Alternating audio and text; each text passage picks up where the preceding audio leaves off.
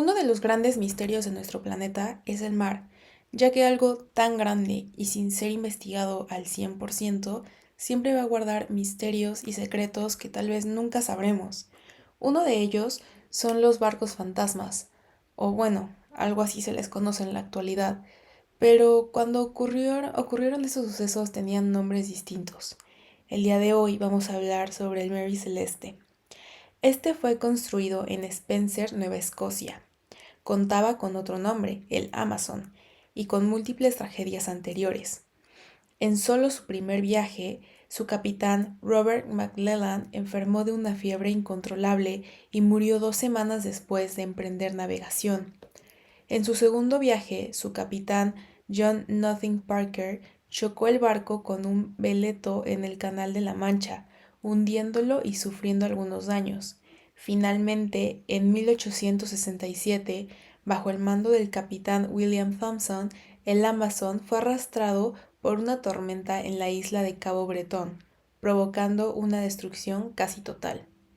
Después de eso, el nuevo comprador decidió hacerse con los restos y restaurarlo, para nombrarlo finalmente como el Mary Celeste. Este dato es relevante, pues según la superstición minera, nunca debe cambiársele el nombre a una embarcación que ya tiene uno, pues es un llamado a la fatalidad, o como se podría decir, un mal augurio. Ahora, el 7 de noviembre de 1872 zarpó del puerto de Nueva York con dirección a Génova, Italia. El barco mercante Mary Celeste, a cargo del capitán Benjamin Briggs, su esposa, hija y 7 personas en su tripulación, así como su cargamento, consistente en barricadas de alcohol industrial desnaturalizado. El 7 de diciembre de 1872, entre las islas Azores y Lisboa, un miembro del bergantín canadiense Dei Gratia avistó al Mary Celeste y le dio el aviso a su capitán David Freed Morehouse, exclamando que la embarcación estaba navegando en zigzag y que algo raro estaba pasando. Morehouse en ese momento declaró que parecía un barco fantasma, así que enseguida puso proa hacia este. 3 de sus hombres lo abordaron y se le ordenó al primer oficial Oliver Debu escribir un informe completo de la situación en la que se encontraba. Y Oliver redactó lo siguiente. El buque estaba desierto, nadie estaba a bordo. Las bombas de achinque normales. La parte inferior del barco estaba llena de agua, 1 metro en la cala, mucha en el entrepuente y el puesto de proa lleno hasta el borde. Faltaba el bote salvavidas.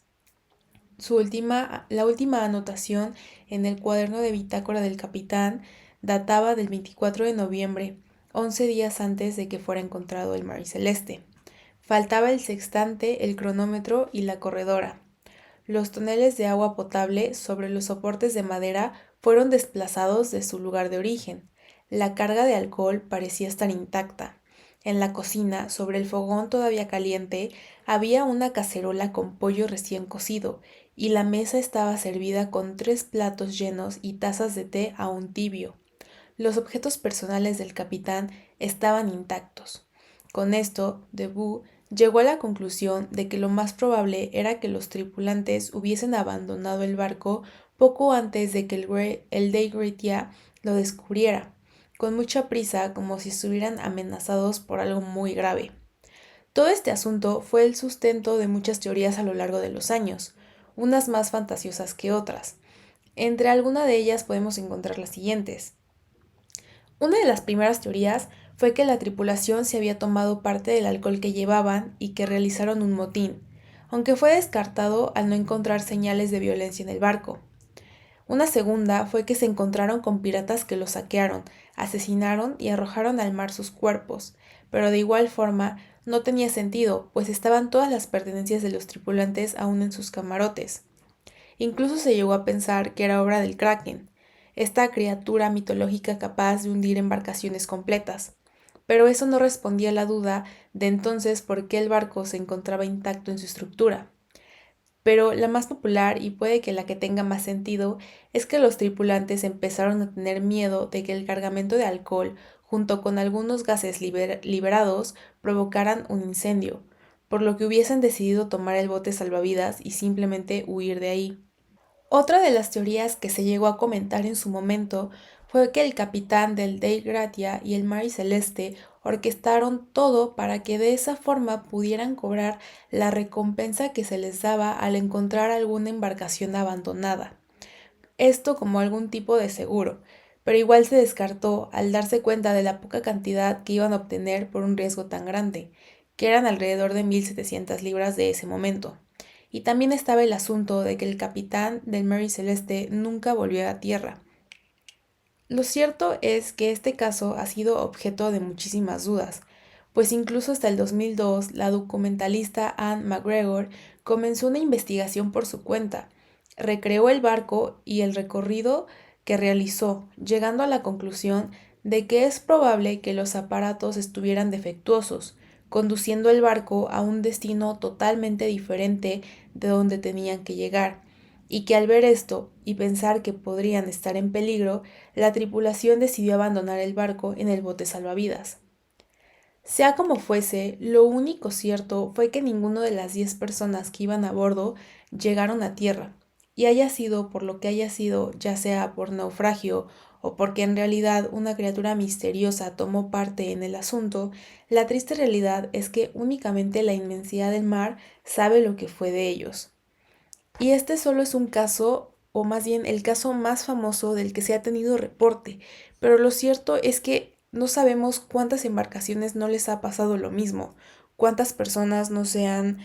visto envueltas en este tipo de situaciones. Y investigando un poco más al respecto, me di cuenta de que había casos parecidos, no tan renombrados y con nombres de barcos pues, no tan populares, pero que les pasaba básicamente lo mismo. Barcos donde se perdían, reportaban que estaban perdidos y posteriormente una embarcación iba y los encontraba, pero el barco estaba intacto y sin los tripulantes. Ahora, otra de las teorías que llegué a escuchar y no sé, alguna fue una de mis favoritas en su momento cuando estaba más joven, fue que pasaron por el Triángulo de las Bermudas o su símil en ese tipo de aguas, o sea, porque estaban navegando entre Lisboa, entonces obviamente geográficamente como que no concuerda, pero llegaron a decir alguna teoría que pues en este punto ya se descartó por las investigaciones que se hicieron en el 2002, llegaron a dar una teoría de que incluso había un espacio en el mar por donde pasaron, donde las brújulas y los instrumentos de los barcos dejaban de funcionar y los dirigían como a este punto o a este espacio entre espacio-tiempo donde se perdían, o sea, donde el barco entraba y las personas entraban a una realidad o a una dimensión, por así decirse, totalmente distinta. Y que una vez que el barco salía pero sin las personas, porque las personas se veían atoradas ahí. Y que obviamente no era lo mismo pasar 10 minutos en ese tipo de lugar a 10 minutos en esta realidad, por así decirse. Y bueno, cuando la escuché fue una de las teorías que más me gustó porque estaba como que muy de moda el tema del Triángulo de las Bermudas y de la zona del silencio aquí en México. Pero pues sí lo llegué a pensar en algún momento, me hice como muy fan de esta teoría de que el barco en realidad entró como un tipo de túnel interdimensional o una especie parecida, donde las personas al ver que no se encontraban en su destino y se encontraban tal vez incluso en una época totalmente distinta, pues decidieron tomar el bote salvavidas y huir, o sea, irse de ahí creyendo que corrían algún peligro. Pero la realidad es que ahora, pasados los años, me voy un poco más por la teoría de la documentalista Anne que hizo respecto a esto, que pues la verdad tiene mucha lógica y viendo un poco más de los temas de embarcaciones perdidas en el Triángulo de las Bermudas, como es conocido,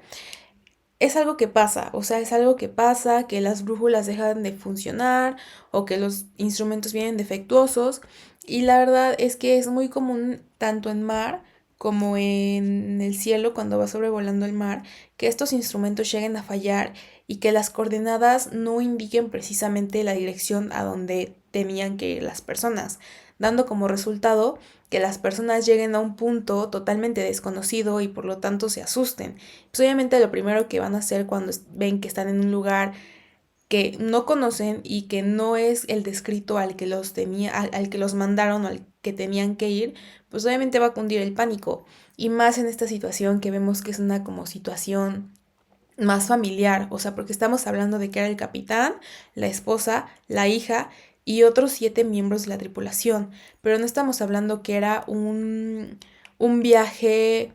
pues como, no sé,